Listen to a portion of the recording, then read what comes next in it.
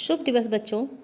राधे कृष्णा हिंदी कक्षा में मैं प्रतिमा दुबे मैम आप सब बच्चों की हार्दिक स्वागत करती हूँ। बच्चों, आज मैं आपको धनुष भंग प्रसंग की व्याख्या समझाने जा रही हूँ। इसके अगले वीडियो में मैंने आपको जो व्याख्या समझाई थी उसमें सुनैना जी के मन का संदेह दूर हुआ था।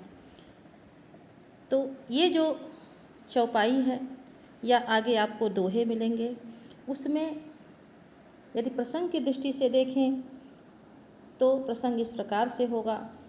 प्रस्तुत चौपाइयों में या प्रस्तुत दोहे में सीता जी के हृदय की व्याकुलता, संदेह तथा क्षोभ की भावना का चित्रण महाकवि तुलसीदास जी ने बहुत ही सजीव ढंग से किया है। तो ये तो हो गया आपका प्रसंग। आइए दो चार पंक्तियों को पंक्तिबद्ध भी कर देती हूँ। पंक्तिबद्ध नहीं, लयबद्ध। मन ही मन मनावे अकुलानी, हो प्रसन्न महेश भवानी। करहु सफल आपनी सेवकाई, करी हित हरहु चाप गरुआई। गणनायक बर दायक देवा, आज लगय की नहु तुम सेवा। आज लगय की नेउ तुम सेवा। बार बार बिनती सुनि मोरी, करहु चाप गुरु ता अति थोरी। करहु चाप गुरु ता अति थोरी। तो ये तो हो गया आपका प्रसंग, और मैंने इन पंक्तियों को जो चौपाइयाँ थी उनको लयबद्ध भी कर दिया। तो आइए अब समय को नष्ट न करते हुए व्याख्या पे ध्यान दिया जाए। आज अधिक से अधिक व्याख्या को समझाने का प्रयास मैं करूँगी। मन ही मन मनाव अकुलानी, हों प्रसन्न महेश भवानी। जब सीता जी ने श्री राम प्रभु के कोमल शरीर को देखा, या हम ये कहें कि उनके शरीर की कोमलता को देखा, तो उनका मन संदेह की भावना से ग्रस्त हो गया। उनके मन में ये भावना आ गई कि पता नहीं श्री राम जो इतने कोमल शरीर के हैं धनुष को तोड़ पाएंगे, अन्यथा नहीं। अतः वे अपने मन ही मन में, वे प्रकट रूप में नहीं, मर्यादा का ध्यान रखते हुए प्रकट रूप में कुछ नहीं कहती, अपने मुँह से कुछ नहीं बोलती, बल्कि मन ही मन में व्याकुल होते हुए, अकुलानी आकुल होते हुए या व्याकुल होते हुए भगवान शिव और माता पार्वती से प्रार्थना करते हुए, उन्हें मनाते हुए ये कहती हैं, हो प्रसन्न महेश भवानी। हे भगवान शंकर, महेश भगवान शंकर, भवानी माता पार्वती, आप मुझ पर प्रसन्न होइए। करहु सफल आपनी सेवकाई, कर हित हरहु चाप गरुआई। करहु सफल, आप मेरी सेवा को सफल करते हुए, आपनी अपनी सेवकाई, आप अपने प्रति जो मेरी सेवा है उस सेवकाई को, उस सेवा को सफल कीजिए। और सफल करते हुए कर हित हरहु, मेरा हित करते हुए, मेरी सेवा को सफल करते हुए और मेरा हित करते हुए, हरहु चाप, चाप अर्थात धनुष, गरुआई मतलब वजन भार को हर लीजिए, थोड़ा कम कर दीजिए। तो मेरा हित करते हुए आप इस धनुष के भार को थोड़ा कम कर दीजिए। आगे चलें। गणनायक बरदायक देवा, आज लगय कीन्हु तू सेवा। हे गणों के नायक, वर को देने वाले देव अर्थात गणेश जी, आज लगे, आज तक मैंने तुम्हारी अर्थात आपकी जो सेवा कीन्हु की है, आज तक मैंने जो आपकी सेवा की है, बारी बारी बिनती सुनी मोरी, बारी बारी बिनती सुनी मोरी, करहु चाप गुरुता अति थोरी। आप मेरी प्रार्थना को, बार बार की गई मेरी विनती को, मेरी प्रार्थनाओं को सुनिए। मैं बार बार आपसे यही प्रार्थना कर रही हूँ, आप मेरी विनती को, मेरी प्रार्थना को सुनिए। करहु चाप गुरुता अति थोरी, गुरुता मतलब वजन, चाप मतलब धनुष को कर दीजिए अति थोरी, अत्यधिक थोड़ा या कम। आप इस धनुष को, मेरी विनती को सुनिए और आप इस धनुष की गुरुता, इसके वजन या भार को बहुत कम कर दीजिए, जिससे श्री राम इस धनुष को आसानी से तोड़ दें। आगे यहाँ दोहा आ गया है, इसीलिए मैं आपसे बार बार कहती हूँ कि कहीं दोहा भी हो सकता है प्रसंग में और कहीं चौपाई भी। देखी रघुवीर तन सुर मनाव धरि धीर, और भरे विलोचन प्रेम जल पुलकावली शरीर। सीता जी बार बार रघुवीर के तन को, रघुनाथ के शरीर को, श्री राम प्रभु के तन को, शरीर की शोभा को बार बार देख मतलब बार बार देखती हैं। और उसके बाद धैर्य धारण करते हुए सुर देवताओं से मनाने लगती हैं, प्रार्थना करने लगती हैं। हरे विलोचन प्रेम जल, जब वे ऐसा करती हैं, देवताओं से प्रार्थना करती हैं धैर्य को धारण करते हुए, तो उनके नेत्रों में श्री राम प्रभु के प्रति प्रेम की अधिकता के कारण उनके नेत्रों में प्रेम रूपी जल या आंसुओं की बूंदें आ जाती हैं। उनके नेत्र प्रेम रूपी जल या आंसुओं की बूंदों से भर जाते हैं। और पुलकावली शरीर, और उनका पूरा शरीर पुलकित हो जाता है, अर्थात उनका पूरा शरीर रोमांचित अथवा आनंदित हो जाता है। आगे बढ़ें। नीके निरख नयन भरि शोभा, पितुपन सुमिर बहुरी मन क्षोभा। सीता जी श्री राम प्रभु के कोमल शरीर के सौंदर्य को नीके निरखती हैं। नीके अर्थात अच्छी प्रकार से, भली प्रकार से निरखती हैं, देखती हैं। तत्पश्चात वे उनके शरीर के सौंदर्य को, उनके शरीर के सौंदर्य को अपने नेत्रों में भर लेती हैं, उनकी छवि को अपने नेत्रों में भर लेती हैं। पितुपन सुमेर बहुरी मन क्षोभा। तत्पश्चात उन्हें अचानक अपने पिता का पनु प्रण या प्रतिज्ञा सुमिर स्मरण हो जाता है, और बहुरी फिर उनके मन में क्षोभा होता है, दुख की भावना का उदय होता। अब देखिए, जब वे बार बार देखती हैं और हृदय में उनकी छवि को बसा लेती हैं, तभी उन्हें अपने पितु के पनु का अर्थात पिता के संकल्प का, कि पिता ने संकल्प किया है कि इस धनुष को जो तोड़ेगा उसी के साथ मेरा विवाह होगा, तब वे इस प्रण को स्मरण करके, याद करके, बहुरी फिर अपने मन में याद करने के बाद अपने मन में बहुत उनके क्षोभ होता है, वे अपने मन में बहुत दुखी होती हैं। आगे तब वे सोचने लगती हैं, आहा तात दारुणी हठ ठानी। आहा अरे तात पिता ने दारुणी भयंकर हठ, जिद या हठ ठान लिया।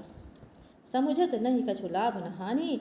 वे इस समय समुझत कुछ लाभ और हानि नहीं समझ रहे हैं कि मेरा किस स्थिति में लाभ है और मेरा किस स्थिति में हानि है। देखिए आगे, आह तात दारुण हट्ठानी। अरे पिता ने कितना भयंकर व्रत ले लिया, कितनी भयंकर जिद ठान ली या हठ ठान लिया। वे इस समय ऐसा लगता है जैसे वे इस बात को नहीं समझ पा रहे हैं कि मेरा लाभ किस में है और मेरा हानि किस में है, मेरा नुकसान किस में है। सचिव सभय सिख दे न कोई। सचिव मंत्री सभय भय के कारण सिख शिक्षा या उचित बात दे ना नहीं बतला रहे या नहीं दे रहे हैं। कोई मतलब कोई भी बुद्ध समाज, बुद्धिमानों के समाज में या विद्वानों के समाज में बड़ा अनुचित गलत हो रहा है। तो आइए देखा जाए, सचिव सब है। सीता जी सोचती हैं राजा जनक अर्थात जो मेरे पिताजी हैं उनके सचिव मंत्री भी भयवश उनको उचित सीख नहीं दे रहे हैं, अर्थात उनको यह सही बात नहीं बतला रहे हैं कि राम अभी कोमल शरीर के हैं, अतः उनसे धनुष को उठाने या तोड़ने की बात उनसे न की जाए। उनको थोड़ी सी जो नियम है, जो नियम या इस स्वयंवर की जो शर्तें हैं उसमें थोड़ी सी रियायत की जाए। बुद्ध समाज बड़ अनुचित हुई। अरे बुद्धिमानों के समाज में या विद्वानों के समाज में यह बड़ा गलत काम हो रहा, अनुचित अर्थात गलत काम हो रहा है, क्योंकि राम कोमल शरीर के हैं, वे कठोर धनुष को कैसे उठाएंगे और कैसे तोड़ेंगे। कहूँ धनु पुलिसहु चाहे कठोरा, कहाँ धनुष पुलिस अर्थात वज्र, कठोरा कठोर समझ ही रहे हैं, और कह श्यामल कहाँ सांवले रंग के मृदु कोमल गात शरीर के किशोर श्री राम। सीता जी सोचती हैं कहाँ यह कुलिशम वज्र के समान कठोर धनुष और कहाँ सांवले रंग के कोमल शरीर वाले किशोर अर्थात किशोरावस्था के या कम अवस्था के श्री राम। विधि के ही भांति धरऊँ उर धीरा, हे विधाता मैं किस प्रकार अपने उर हृदय में धैर्य धारण करूं। सिरस सुमन कन बेधी हीरा, कहीं शिरीष के पुष्प या सिरस के पुष्प, सुमन अर्थात पुष्प के एक कण से बेधी हीरा, हीरे को बेधा जा सकता है, काटा जा सकता है। सकल सभा कै मति भय भूरी, अरे सारे सभा की मति इस समय भूरी हो गई है, बुद्धि जो है मति जो है वो नष्ट हो गई है। अब मोहि शंभु चाप गति तोरी, हे शिव के चाप अर्थात धनुष, मुझे अब तुम्हारी ही गति है, अर्थात मुझे तुम्हारा ही गति है, अर्थात सहारा है या आश्रय है। निज जड़ता लोगन पर डारी, इसलिए मेरी प्रार्थना को सुनते हुए हे शिव के धनुष, तुम अपनी जड़ता को, तुम अपनी न हटने वाली प्रवृत्ति को या जिद्दी स्वभाव को लोगन पर डालो, यहाँ उपस्थित जो लोग हैं उनके ऊपर आरोपित कर दो। हो ही हरू रघुपति निहारी, और तुम रघुपति श्री राम के कोमल शरीर को निहारी देखकर हो ही हरू थोड़े हल्के हो जाओ। निज जड़ता से मतलब है कि तुम जड़ता अर्थात न हटने की प्रवृत्ति, लेकिन इसका दूसरा अर्थ ये भी है कि जो अज्ञानता का भाव है, जो मूर्खता का भाव है, उसको तुम यहाँ जो लोग हैं उनके ऊपर आरोपित कर दो और श्री राम के कोमल शरीर को देखते हुए तुम थोड़े हल्के हो जाओ। अति परिताप शीय मन माही, लव निमेष जुग शय सम जाही। इस समय सीता जी के मन में जब ये मन ही मन प्रार्थना करती हैं तो अति अत्यधिक है परिताप अर्थात दुख की भावना, शीय मन माही मन में, लव निमेष अर्थात एक पलक झपकाने का समय, जुग शय कई युगों के समान, सैकड़ों युगों के समान, जाही मतलब जा रहा है अर्थात बीत रहा है। तो संदेह और व्याकुलता की भावना की अधिकता के कारण सीता जी के मन में इस समय बहुत परिताप है, दुख है। सी मन माही, सीता के मन में बहुत दुख की भावना है, और लव निमेष जिसके कारण उनका एक पलक झपकाने का समय कई युगों के समान या सैकड़ों युगों के समान बीत रहा है। आगे देखिए दोहा गया है, प्रभु ही चितहि पुनि चितौमहि, राजत लोचन लोल, और खेलत मनसिज मीन जुग, जनु विधुमंडल डोल। जब सीता जी प्रभु ही चितहि श्री राम प्रभु की तरफ देखती हैं तब वे पुनः फिर चितौमहि अचानक धरती की तरफ देखने लगती हैं। ऐसा क्यों करती हैं? क्योंकि वे सोचती हैं कि जब मैं श्री राम प्रभु की तरफ देख रही हूँ तो यहाँ दरबार में उपस्थित यदि कोई व्यक्ति मुझे देख लेता है ऐसा करते हुए तो मर्यादा की हानि होगी और मेरे पिता की बहुत ही बदनामी होगी। इसलिए वे प्रभु ही चितहि एक बार श्री राम प्रभु की तरफ देखती हैं, पुनः फिर मही धरती की तरफ देखने लगती हैं। इस समय इनके लोल चंचल लोचन नेत्र राजत इस प्रकार सुशोभित होते हैं। राजत मतलब विराजते हैं या सुशोभित होते हैं। मानो आगे आया है जनु, यहाँ उत्प्रेक्षा अलंकार है। जनु मानो खेलत मनसिज कामदेव की दो मीन मछलियाँ विधुमंडल डोल चंद्रमा रूपी डोल में खेल रही हैं। चंद्रमा रूपी डोल या चंद्रमा रूपी सरोवर में खेल रही हैं कामदेव की दो मछलियाँ। तो यहाँ पे उत्प्रेक्षा अलंकार है। और अगर हम देखें तो मनसिज मीन में रूपक अलंकार भी दिखाई पड़ा है। बाकी आप देखें तो अनुप्रास कई जगहों पे है। आगे बढ़ते हैं। गिरा अलिन मुख पंकज रोकी प्रकट न लाज निशा अवलोकी। सीता जी मर्यादा को देखते हुए गिरा अलिन, अलिन अर्थात भ्रमरी, मुख मुखी है, पंकज कमल, रोकी और गिरा अर्थात वाणी। प्रकट न लाज, प्रकट नहीं कर रही हैं लाज निशा अर्थात राज्य रूपी लज्जा या मर्यादा का अवलोकी देखते हुए, मर्यादा को देखते हुए। तो गिरा अलिन मुख पंकज रोकी सीता जी भ्रमरी रूपी वाणी को, गिरा को, वाणी को पंकज मुख कमल रूपी मुख के भीतर ही रोके हुए हैं। ऐसा वे क्यों कर रही हैं? निशा लाज, राज्य रूपी लज्जा का ध्यान रखने के कारण वे अपनी किसी भी बात को प्रकट नहीं कर रही हैं, अवलोकी देखते हुए प्रकट नहीं कर रही हैं। जिस प्रकार भ्रमरी रात के समय कमर के भीतर बंद रहती है, उसी प्रकार सीता जी भी राज्य रूपी मर्यादा के कारण भ्रमरी को अपने कमल रूपी मुख के भीतर रखे हुए हैं, अर्थात वे किसी भी बात को बोलकर मर्यादा के कारण प्रकट नहीं कर रही हैं। आगे देखिए। लोचन जल रहे लोचन कोना जैसे परम कृपन कर सोना।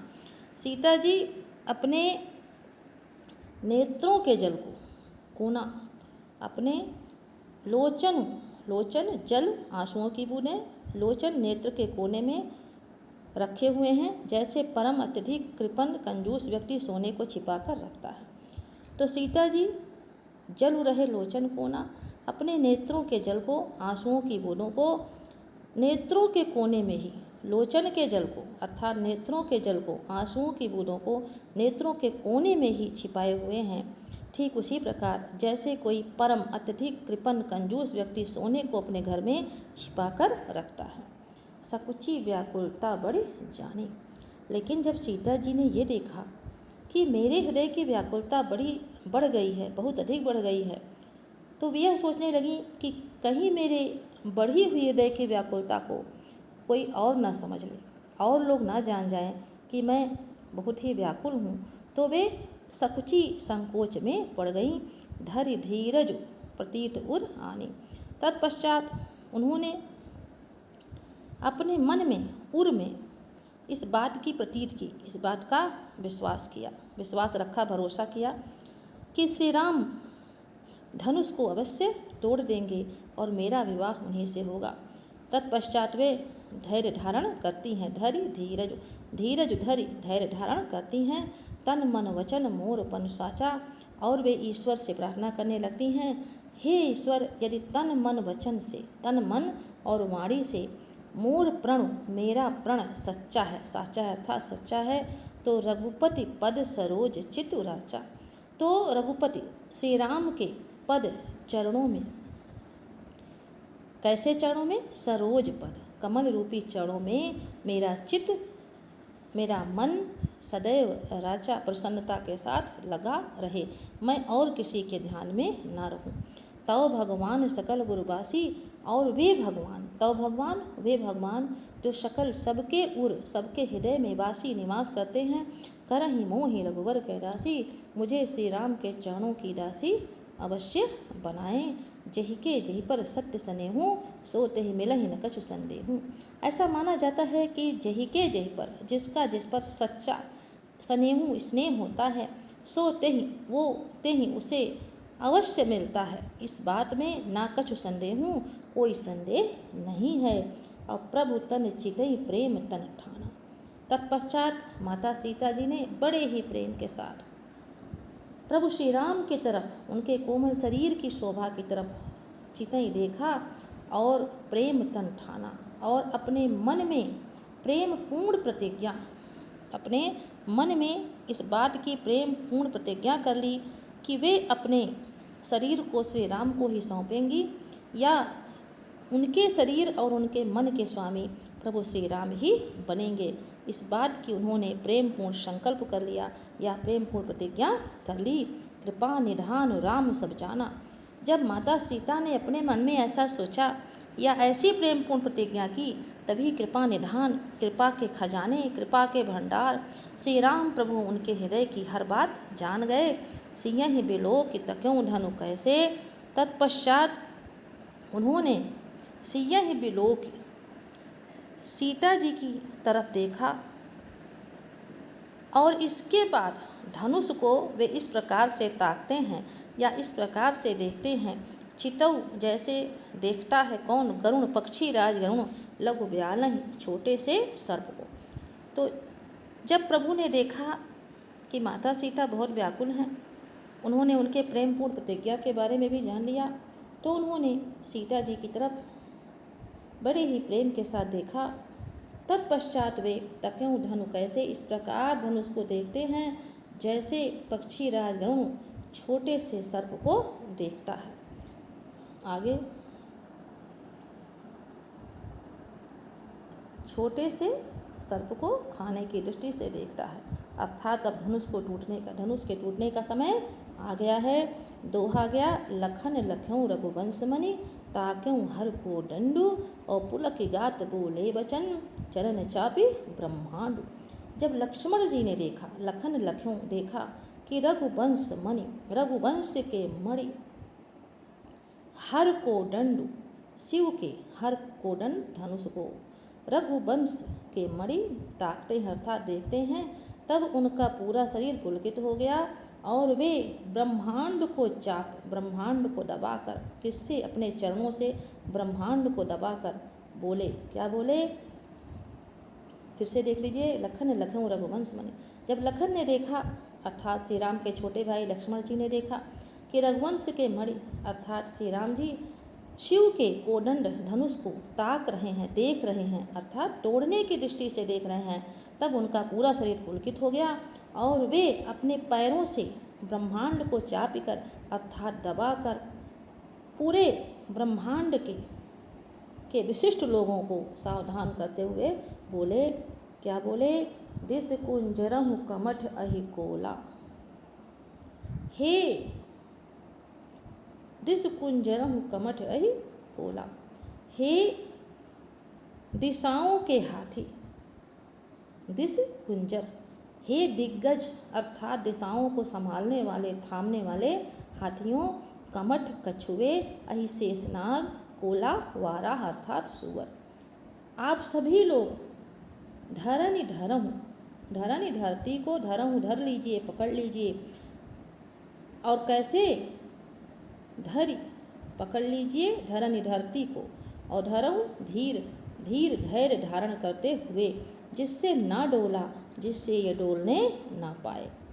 राम चाहें शंकर धनु तोड़ा, क्योंकि श्री राम शंकर के धनुष को, शिव के धनुष को तोड़ना चाह रहे हैं। हो सजग आप सभी लोग, सुन आयसु मोरा, मेरे इस आयसु, मेरे इस आदेश को सुनकर सजग हो जाइए, सावधान हो जाइए। चाप समीप राम जब आए, शिव के धनुष के पास, चाप धनुष के पास समीप जब राम जी आए, तो नर नारियों ने, जनकपुर के नर नारियों ने फिर एक बार सुकृत मनाया, अपने अपने पुण्यों, अपने अपने अच्छे कर्मों की देवताओं से प्रार्थना की कि यदि हमने अच्छा कर्म किया हो तो श्री राम इस धनुष को तोड़ दें। सबकर संसव हर अज्ञान, सभी लोग अपने अपने मन के संदेह और अज्ञान की भावना के साथ सभी लोगों के मन में संदेह था और अज्ञान की भावना थी, क्योंकि यह श्री राम के वास्तविक स्वरूप के बारे में कोई भी नहीं जानता था। तो सभी लोग अपने संदेह और अज्ञान की भावना के साथ मंद महीपन, जो नीच महीपन अर्थात राजा थे, वे अभिमान की भावना के साथ, नीच राजाओं के मन में यह अभिमान था कि जिस धनुष को हम नहीं तोड़ पाए उस धनुष को ये बालक क्या तोड़ेगा। तो जो नीच राजा थे वे अपने मन की अभिमान की भावना के साथ और भृगुपति केरी और तो अभिमान की भावना, नीच राजाओं के अभिमान की भावना किसके साथ जुड़ी थी? धनुष के साथ जुड़ी हुई थी।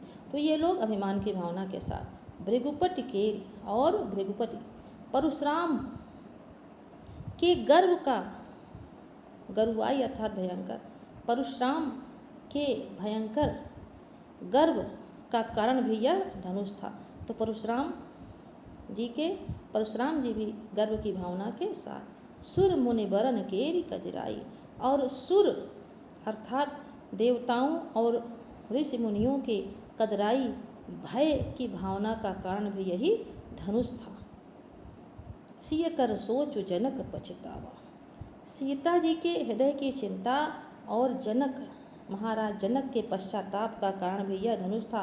वे भी सोच रहे थे कि मैंने इतना भयंकर व्रत ले लिया, कहीं ऐसा ना हो कि स्वयंवर को कोई न जीत पाए और मेरी पुत्री का विवाह भी ना हो। तो उनके मन में इस धनुष को लेकर पश्चाताप की भावना थी। और रानी न कर दारुण दुख दावा, और वहाँ जो उपस्थित रानियाँ थीं उन रानियों के हृदय में दारुण अर्थात भयंकर दुख दावा, भयंकर दारुण भयंकर दुख, और दावा शब्द आया मतलब दावा नल के समान। जंगल की आग को दावा नल कहते हैं, समुद्र की आग को वड़वाग्नि कहते हैं, वड़वाग्नि, और पेट की आग को जठराग्नि कहते हैं। तो मैंने आपको 3 प्रकार की अग्नि के बारे में यहाँ बताया। तो रानियों के दावा नल के समान भयंकर दुख का कारण कौन था? यह धनुष था। तो सभी लोग अपने इन भावनाओं के साथ, कोई संदेह की भावना के साथ, कोई अभिमान की भावना के साथ, कोई गर्व की भावना के साथ, कोई कदराई भय की भावना के साथ, और सीता जी चिंता की भावना के साथ, जनक जी पश्चाताप की भावना के साथ, रानियाँ जो थीं, रानियों से आप सोच रहे होंगे कितनी रानियाँ। जनक की पत्नी थी सुनैना, इसके अतिरिक्त उनके भाइयों की जो पत्नियाँ थीं उन्हीं को यहाँ रानियाँ कहा गया है। तो यही लोग मिलके आपकी रानियाँ हो गई हैं। तो रानियों के दावानल के समान भयंकर दुख का कारण, तो ये लोग भयंकर दुख की भावना के साथ शंभु चाप बड़ बोहित पाई। शंभु चाप बड़ बोहित, बोहित अर्थात जहाज, जहाज रूपी शंभु चाप शिव के धनुष पर क्या हो गए? चढ़े जाओ सब संग बनाई, एकजुट होकर चढ़ गए। अर्थात सभी लोगों ने अपने हृदय की इन भावनाओं को इस शिव के धनुष पर आरोपित कर दिया या डाल दिया। चलिए आगे बढ़ते हैं। राम बाहुबल सिंधु अपारू, चहत पारु नई को कढ़ारू। जब राम जी ने लेकिन राम जी ने नहीं, लेकिन ये सभी लोग करना क्या चाह रहे थे? इनके मन की दशा क्या थी? ये सभी लोग राम के समुद्र रूपी बाहुबल, अपार बाहुबल की थाह लेना चाहते थे, उसके बारे में जानना चाहते थे। लेकिन इनको राम के अपार सिंधु रूपी बाहुबल के बारे में कुछ भी पता नहीं था। इसीलिए सभी लोग विभिन्न विभिन्न भावनाओं से ग्रस्त थे। चहट पार नई को कढ़ारू, वे चाहते थे सिंधु रूपी बाहुबल के पार जाना, अर्थात चाहते थे भगवान के बाहुबल के बारे में जानना। लेकिन कोई वहाँ पे कढ़ारू केवट नहीं था, कोई मल्लाह नहीं था जो उनको इस सिंधु समुद्र रूपी बाहुबल के बारे में बता सके, अर्थात बता सके। कोई उन्हें ऐसा व्यक्ति उस दरबार में नहीं था कि श्री राम कौन है, उनका वास्तविक स्वरूप कौन है। तो आइए आगे बढ़ते हैं। राम बिलो के लोग सब चित्र लिखे से देख, और चितई सी कृपायतन जाने विकल विशेष। जब राम जी ने देखा कि वहाँ उपस्थित सभा में जितने लोग हैं वे चित्र लिखे से हैं, अर्थात वे हिलडुल नहीं रहे हैं, जड़वत दृष्टि से धनुष की तरफ देख रहे हैं। तो उन्होंने इसके बाद पहले लोगों को देखा जो एकदम से स्टैचू की तरह या जड़वत दृष्टि से खड़े थे, हिलडुल नहीं रहे थे। तो दूसरी बार उन्होंने किसकी तरफ देखा? सीय सीता जी की तरफ कृपा यतन, कृपा के भंडार प्रभु श्री राम जी ने सीता जी की तरफ देखा, जो जानी विकल विशेष, जो विशेष रूप से उन्हें व्याकुल लगी, जो बहुत अधिक व्याकुल उस समय दिखी। अब आगे देखिए प्रभु श्री राम क्या कहते हैं, देखी विपुल विकल वै देही, निमिष विहात कलप सम तेहि।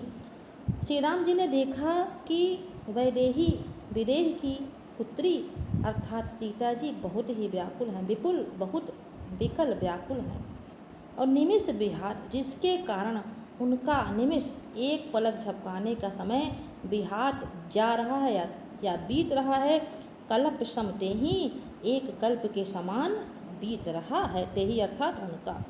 तो त्रिषित बार बिन जो तनु त्यागा, तो वे सोचने लगे कि यदि कोई व्यक्ति त्रिषित अर्थात प्यासा ही, बार बिनु जल के बिना तनु त्यागा शरीर को त्याग दे, तो मुए करई, तो मरने के बाद तड़ाग अर्थात तालाब, सुधा अमृत का मतलब किस काम का। इसको इस तरह से मिलाते हैं, यदि कोई व्यक्ति बारी के बिना जल के बिना त्रिषित प्यासा ही अपने तनु शरीर को त्याग दे, तो मुए करई, तो मरने के पश्चात यदि अमृत से भरा हुआ तालाब भी बनवा दिया जाए तो वह किस काम का, अर्थात उसका क्या लाभ। का वर्षा सब कृषि सुखाने, यदि कृषि के सूखने के बाद, फसल के सूखने के बाद, खेती सूखने के बाद वर्षा होती है तो उस वर्षा का अर्थात क्या लाभ है। समय चूके पुण्य का पछताने, यदि समय चूक जाए, समय पर कोई काम ना हो, अवसर हाथ से निकल जाने पर काम हो, तो उस काम का क्या मतलब, उस काम को करने से सिर्फ पश्चाताप ही हासिल होता है, कोई फल प्राप्त नहीं होता है। अस जिय जान जान की देखी, ऐसा अपने जिय में जानकर, अपने हृदय में समझकर प्रभु श्री राम ने जानकी की तरफ देखा, सीता जी की तरफ देखा। प्रभु पुल के लखि प्रीत विशेषी, प्रभु श्री राम जब ये देखते हैं कि सीता जी के मन में प्रीति है, विशेष प्रेम है उनके प्रति, तो वे देखकर पुलकित हो जाते हैं। प्रभु पुल के लखि प्रीत विशेषी, प्रभु श्री राम माता सीता के, या ये कहें हमारी माता हैं लेकिन उनकी तो धर्मपत्नी हैं, तो श्री राम प्रभु लखि प्रीत सीता जी के विशेष प्रेम को अपने प्रति देखकर अत्यधिक पुलकित हो जाते हैं। गुरहि प्रणाम मन ही मन कीन्हा, तत्पश्चात उन्होंने मन ही मन गुरु विश्वामित्र को प्रणाम किया। अति लाघव उठाई धनु लीन्हा, तत्पश्चात उन्होंने अत्यधिक लाघव पूर्ति के साथ धनुष को उठा लिया, उठाए धनु लीन्हा। आगे देखिए, जब उन्होंने धनुष को उठाया तो दम क्यों दामिन बिजली, दम क्यों बिजली चमकने लगी। और जिम जब लयूं जैसे ही जब लयूं, जैसे ही उन्होंने धनुष को लिया वैसे ही बिजली चमकने लगी। और तत्पश्चात वे धनुष नभ आकाश में धनुष मंडल संभयों, मंडलाकार हो गया, अर्धगोलाकार की स्थिति में हो गया वो धनुष आकाश में मंडलाकार हो गया।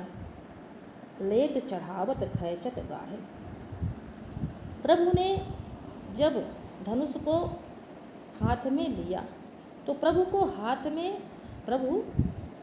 को धनुष को लेते हुए, मतलब हाथ में लेते हुए, चढ़ावट उसकी खैचत गाढ़े, और उसकी प्रत्यंचा को चढ़ाते हुए, खैचत गाढ़े, और उसकी डोर को गाढ़े मतलब बहुत गहराई के साथ या तेजी के साथ खींचते हुए, काहू न लखा, कोई भी उनको लख नहीं पाया, देख नहीं पाया।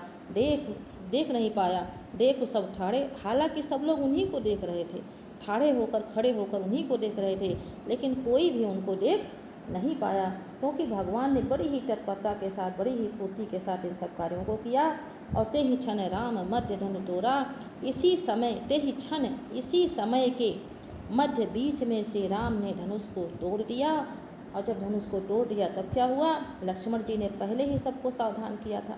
भरे भुवन, तब भुवन तीनों लोक ध्वनि से घोर भयंकर कठोर ध्वनि से गूंज उठे, भर गए। जब भगवान ने धनुष को तोड़ दिया तब तीनों लोक घोर भयंकर कठोर ध्वनि से भर गए अर्थात गूंज गए। अब आगे देखिए, भरे भुवन घोर कठोर रविबाज तज मारग चले। तीनों लोक धनुष के टूटने पर भरे भुवन घोर कठोर रव, भयंकर कठोर रव अर्थात ध्वनि से गूंज उठे और रवि बाज तज मार्ग चले। सूर्य के बाज घोड़े तज मार्ग अपने मार्ग को छोड़कर अर्थात सीधे न चलकर इधर उधर चलने लगे। व्याकुलता की अधिकता के कारण वे ऐसा करने लगे। चिक्कर हिडिगज जो दिशाओं के हाथी थे, दिशाओं को थामने वाले हाथी थे, वे चिघाड़ने लगे, तेज तेज चिल्लाने लगे। डोल मही मही डोल, धरती डोलने लगी। अहि सर्प कोल पूरम वाराह और कछुए, कोल वाराह पूरम कछुए कलमले व्याकुल हो गए। जितने भी जलीय जंतु थे सब व्याकुल हो गए। हालांकि लक्ष्मण जी ने सबको सावधान किया था। सुर असुर मुनि कर कान दीन्हे, देवता असुर दैत्य मुनि ऋषि मुनि कर कान, सभी लोगों ने अपने कानों पे कर दे दिया अर्थात अपने हाथों से कान को बंद कर लिया। तत्पश्चात वे सकल सभी लोग विकल व्याकुल होकर विचार करने लगे। कोदंड खंडों राम तुलसी जैति वचन उचारहि। वो लोग विचार करने लगे कि क्या हुआ। तब उन्हें ऐसा अनुभव हुआ कि कोदंड खंडों राम तुलसी, कि तुलसी के स्वामी श्री राम जी ने कोदंड खंडों शिव के धनुष को कोदंड को तोड़ दिया। तत्पश्चात वे सभी लोग जयति वचन उच्चारहि, जय की वाणी का उच्चारण करने लगे अर्थात वे सभी कहने लगे श्री राम प्रभु की जय, श्री राम प्रभु की जय, श्री राम प्रभु की जय। तो आपका ये वीडियो भी बहुत लंबा हो गया है, लेकिन मैंने ये सोचा था कि आज इसको मैं समाप्त करूँगी। आज मैं चलिए देखिए हल्के में मैं आपको काव्य सौंदर्य बता रही हूँ क्योंकि समय ज़्यादा हो गया है। देखिए यहाँ से ही जहाँ पे एक ही वर्ण बार बार आए, मन ही मनाओ अकुलानी, तो यहाँ पे आपका हो गया है अनुप्रास। और आगे बढ़ते हैं, ऐसे ही देखते जाइएगा। जहाँ एक शब्द दो बार आएगा, अर्थ नहीं बदलेगा, वहाँ पुनरुक्ति प्रकाश होगा। बार बार में देखिए ये चीज़ आ भी गया, मैंने भी बताया, बार बार दोहराने के लिए प्रयोग हुआ है तो पुनरुक्ति प्रकाश हो गया है। आगे बढ़ते हैं, यहीं पे आपका बार बार विनती में अनुप्रास भी है। देख देख रघुवीर तन, देख देख में फिर पुनरुक्ति प्रकाश है। सुर मनाओ धीर भरे विरोचन प्रेम जल है, प्रेम रूपी जल है, तो रूपक अलंकार हो जाएगा। आगे बढ़ते हैं, नीके निरख नयन भर शोभा, पितुपन सुमिर बहुर, पितुपन में अनुप्रास अलंकार हो गया है। और आगे कुछ विशेष नहीं है, जहाँ मिलेगा धनु कुल संग चाही कट, कहाँ धनु कुल संग चाहे कठोरा, कहाँ वज्र के समान कठोर धनुष, मृदुगात किशोरा। तो यहाँ पे एक तुलना की गई है, कहाँ धनुष के, कहाँ वज्र के समान धनुष। वज्र वैसे तो यहाँ पे रूपी शब्द नहीं आया है, लेकिन हम लोग समान ही कहते हैं, तो यहाँ पे हो जाएगा आपका उपमा अलंकार। फिर आगे बढ़ते हैं, सिरस सुमन कन बेधी हीरा, कहीं सिरिस पुष्प के से उससे हीरे को बेधा जा सकता है, तो यहाँ पे भी तुलना की गई है, तो आपका हो जाएगा उपमा अलंकार। आगे फिर निज जड़ता लोगन पर डारी, मोहि हरू रघुपति निहारी, अति प्रताप श्री मन माही, लव निमेष जुग क्षय समझाही। लव निमेष इसके समान बीत रहा था, तो पलक झपकाने का समय युगों के समान बीत रहा था। फिर उपमा अलंकार आ गया। यहाँ पे देखिए मैंने पहले ही इसमें पूरा बता दिया था, इसलिए दोबारा नहीं बताऊँगी। उत्प्रेक्षा अलंकार है। और आगे बढ़ रहे हैं, गिरा अलनि मुख पंकज रोकी, यहाँ पे रूपक अलंकार है, भ्रमरी रूपी है। फिर आपका रात रूपी लज्जा है, रूपक अलंकार। यहाँ पे लोचन जल रहे, लोचन कोना में आपका उपमा अलंकार है। फिर आगे बढ़ते हैं, हल्के में मैं आपको बताती चल रही हूँ, पद सरोज में रूपक अलंकार है। आगे बढ़ रहे हैं, चितऊँ गरुं लघु ब्यालहि, जैसे तो उपमा अलंकार हो जाएगा पूरे में। और फिर लखन लखनऊ रघुवंश मनु, ताके हर कोदंड पुलक गात बोले वचन चरण, चाप में चा आया है, तो आपका हो गया यहाँ पे अनुप्रास अलंकार। लेकिन रघुवंश के मणि यहाँ पे जो है उपमेय उपमान का अभेद आरोप है, तो रूपक अलंकार होगा। फिर आपका धा धा आया है, धरहु धरन में अनुप्रास अलंकार। फिर यहाँ कुछ नहीं है। यहाँ पे आपका अलंकार जरूर होगा। सबके संसो अरु अज्ञानो मंद महीपन करफ मानु भृगुट कीर गर्भ गरुआई। यहाँ पे सिय कर सोच जनक पछतावा रानिन कर दारुण दुख दावा। अनुप्रास अलंकार दारुण दुख दावा। तो यहाँ पे किसके समान है? दावानल के समान उपमा अलंकार। लेकिन शंभु चाप बड़ बोहित पौ में रूपक अलंकार है, जबरदस्त रूपक अलंकार है यहाँ पे। फिर आगे बढ़ते हैं। राम बाहुबल सिंधु अपारू, यहाँ पे भी आपका रूपक अलंकार है। राम बिलो के लोग सब चित्त लिखे से कृपा यतन कृपा के भंडार जाने विकल विशेष कृपा यतन कृपा के भंडार। तो आपका इसमें कुछ विशेष मुझे इसमें नहीं नज़र आ रहा है। आगे देखिए विपुल विकल वैदेही निमिष विहार कल्पसम तेहि, कल्पसम आ गया है तो यहाँ पे आपका उपमा अलंकार हो जाएगा। त्रिषित बार बिन जो तनु त्यागा मुँह करही का सुधा तड़ागा। फिर का वर्षा सब खुशी सुखाने, यहाँ पे उन्होंने सूक्ति का प्रयोग किया। किसका प्रयोग किया है? सूक्ति का प्रयोग किया है। फिर आगे बढ़ते हैं। प्रभु कुल के पापा आया है तो यहाँ पे अनुप्रास अलंकार हो जाएगा। फिर आपका कोई विशेष अलंकार यहाँ पे नहीं। भरे भुवन धुनि घोर पे आपका क्या हो जाएगा? अनुप्रास अलंकार है। फिर यहाँ पे धनुष आपका टूट जाता है और इस तरह से आपका पूरा काव्यगत सौंदर्य भी समाप्त हो जाता है। तो बच्चों अगले वीडियो में फिर मिलेंगे एक नई व्याख्या के साथ। आप लोग मन लगा के अपना अध्ययन कार्य करिएगा, वीडियो को अच्छी प्रकार से देखिएगा, जिससे आपके लिए की गई मेरी मेहनत भी सार्थक हो जाए। मेरा लक्ष्य सिर्फ एक है कि आप सभी लोग पढ़िए और अपने हिंदी शिक्षण को मजबूत करिए, क्योंकि हिंदी हमारी राष्ट्र भाषा है। तो फिर अगले वीडियो में मिलते हैं। जय राधे कृष्णा।